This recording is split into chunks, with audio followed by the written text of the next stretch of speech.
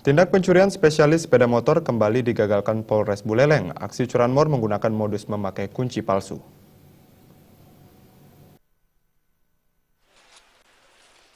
Korban Nur Fatima awalnya datang dari pasar dan memarkir motor Honda Vario di K492VR di depan warung miliknya. Motor ditaruh persis di depan masjid di Jalan Raya Singaraja Seririt Banjar Dinas Lebah, Desa Kaliasem. Namun tak berselang lama, sepeda motor korban raib. Mengetahui hal tersebut, korban lantas memberitahu suaminya dan melapor ke Polsek Banjar. Kapolres Buleleng Mades Gawijaya mengatakan, kedua tersangka berhasil diringkus. Mereka mengakui telah mencuri di wilayah Desa Patas, Kecamatan Grogak dengan temuan satu motor Honda Beat warna putih. Motor lainnya diakui pernah dicuri jenis Kawasaki KLX dijual ke Denpasar.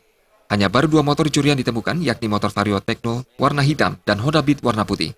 Mereka berdua sudah tergolong spesialis karena menggunakan kunci palsu. Saat ini Polres Buleleng masih mengembangkan kasusnya untuk mengungkap semua kejahatan pencurian ini. Ya, hasil kejahatan yang mereka lakukan di TKP Banjar dan di TKP Grogak.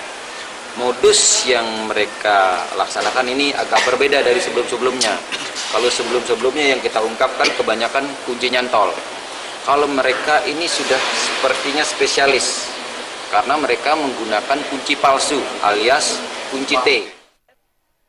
Akibat perbuatannya, tersangka dijerat pasal 363 ayat 1, 4E, dan 5E KUHP tentang pencurian dengan ancaman hukuman penjara 7 tahun penjara. Komang Yuda, Bali TV.